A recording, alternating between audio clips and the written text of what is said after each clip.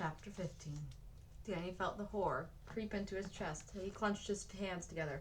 Ma, I don't believe it, he stammered. You came out here to marry Alfred. Not just to marry, Ma said quickly. Oh, Danny, love. I missed my children so much. I jumped at the chance to be with you. As his mother moved toward him, her arms out, Danny backed away from her. Do you mean you never intended to marry Alfred? No, that's not why I said. I did intend to marry him, and I had every intention of keeping my promise, but...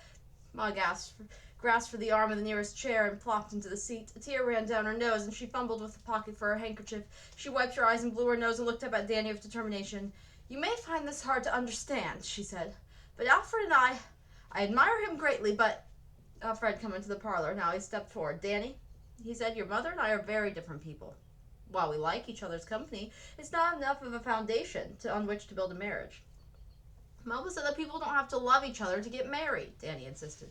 It makes a marriage stronger if they do, Ma said, with a blush, red creeping up to stain her cheeks. Danny stared at her, puzzled. Ma drew Peg to her and held out a hand to Danny, who ignored it. I met a man who I love very much and who loves me, Ma said. Danny was appalled. Not that John Murphy, he shouted. Yes, Ma said. I hope you'll wish us happiness Alfred has. No, I won't. Danny fled from the room and dashed up the stairs, throwing himself face down the bed that was no longer his. He cried in rage and frustration, hitting at the mattress with his fists. Finally, too exhausted to cry any longer, he rolled over on his back and discovered Alfred patiently sitting in the chair next to his bed. Ma's not being fair, Danny cried out to Alfred. Not fair to whom? Alfred asked. Danny sat up. Well, to you. She's been very fair, he said. She's been honest with me about her feelings for Murphy. She's paid back every cent of the money I sent for her train fare. But she was supposed to marry you, Danny moaned. Alfred leaned forward, his forearms resting on his knees. Danny, just between you and me, I am relieved at Noreen's decision. She is a vital, energetic woman. And truthfully, I want a home that's a place of comfort and peace. But Aunt Melba said you should get married. One reason was to have someone to care for you and Peg. But now that you won't be living here, Alfred's words broke off. They cleared his throat. With a cry, Danny leapt up and flung his arms around Alfred. No matter where I live, you'll still be my father. You will. I'll think of something. I'll think of a plan. Danny, Alfred interrupted, his voice heavy with unhappiness. It's time for you to go downstairs and join your mother. She and Catherine have been waiting patiently for you. They're ready to leave. I'll think of a plan, Danny promised himself as he walked down the stairs with Alfred.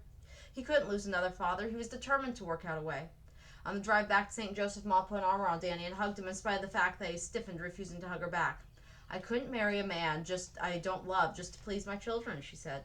It doesn't matter, Danny grumbled, spitefully adding, my father doesn't love you either. He was so sorry he'd said the words the minute they were out of his mouth. Ma didn't react the way he'd expected. She smiled and said, see, there you are. Worked out well for both of us. She hugged him again and added, Danny, you and John may have gotten off on the wrong foot with that tale you told about your rowdy brothers and sisters, but I know you'll soon come to like each other. Danny shook his head. No matter what anybody said, John Murphy had stolen Ma from Alfred. They rode the rest of the way in silence. Danny wasn't to be spared John Murphy's company and conversation. Murphy appeared at Catherine's house the following evening. The moment he and Danny were alone together, Murphy tilted his head and gave Danny a sardonic grin. It's a good thing I decided to set things straight about your ma and her wild children, he said. Honestly, honesty turned out to be the best policy. Danny shrugged and said, I know what I told you wasn't the truth, but I didn't want you to get in the way. And the way wasn't? Why don't you like me, Danny? Danny stared at him. You're not Alfred. No, I'm not. Thank goodness for that, or your ma would have been bored with me as well. Danny clenched his fists and glared at Murphy. Alfred is not boring. He's kind and he cares about people, and he's not... Hold on now, Murphy said. Perhaps I was making too light of the situation. A little attempt at humor, you understand. Well, what you said wasn't funny. I've got you riled. I apologize for that, Murphy said. He held out a hand again. Let's call it a truce. Start over.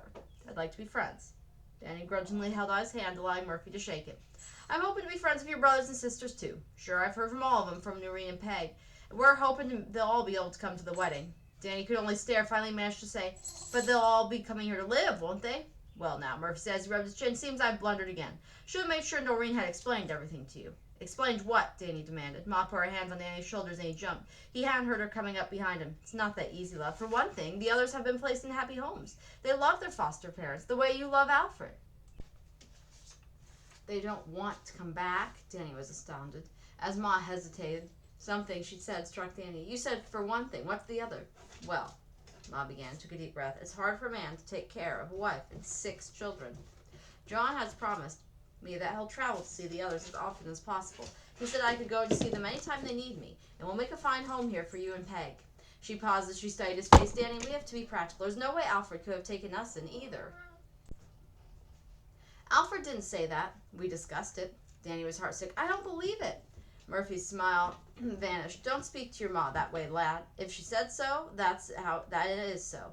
Alfred Swenson sent for a wife to care for the two of you children, isn't that right?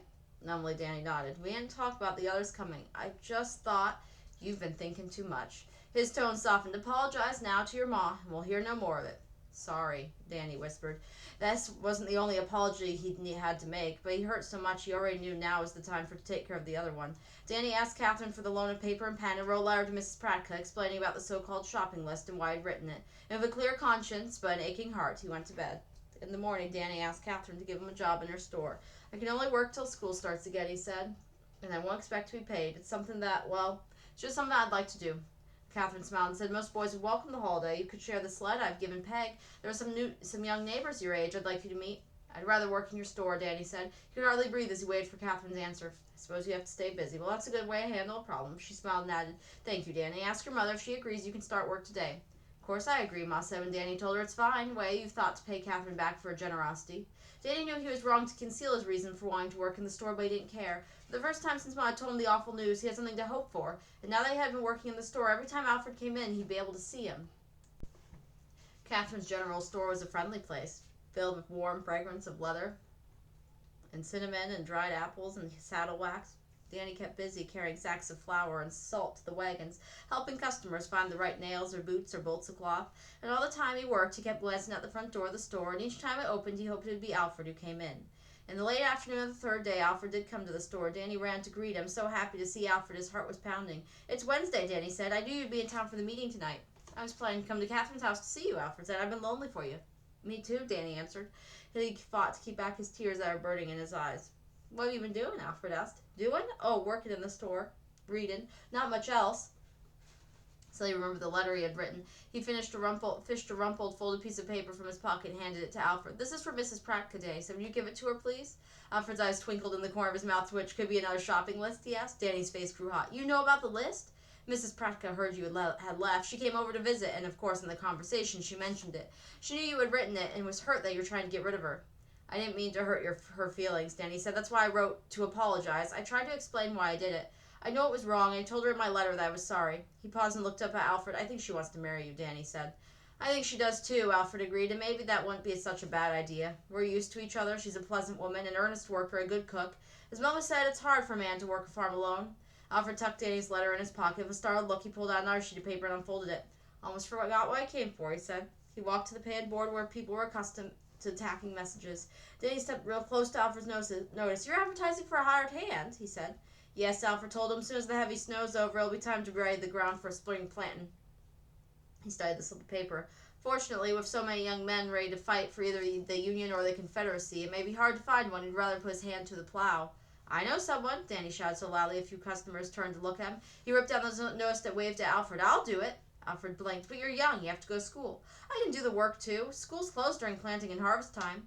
Alfred hesitated. Please, Danny begged. You said I was good as any farmhand, and I promised to work hard. I could live on the farm with you and your new wife, and I could see Mom and Peg when I come to town. You'd really like that, Danny? Alfred said. Yes, Danny said. I lost one father, and then you became my father. And I told you I would never, never lose you, too. And I don't want to lose my son, Alfred said. The job is yours, his eyes clouded as he added. That is, if your mother will give her permission. She was concerned about your safety. She may not agree. Danny wasn't worried. Mom was frightened out of her wits Sunday night, but now she's been thinking more clearly. We'll explain it to her, and I'm even safer on your farm than I am in the city. He grinned. I know John Murphy will be more than glad to talk Ma into agreeing, once he finds that I'll live with you instead of with them. For the first time, Danny saw Alfred smile. Which one do you think we should approach first, John Murphy or your mother? Danny laughed. Mr. Murphy, he said quickly. The three of us will make a plan. As he left the store with Alfred, Danny was light-hearted with joy. He and Mrs. Pratka would get along well enough, once she accepted his apology, and they'd soon come to terms about Mr. Murphy. He'd have Ma, and Danny'd have Alfred, and he'd soon be seeing his brothers and sisters. Danny hadn't known it was possible to be so happy.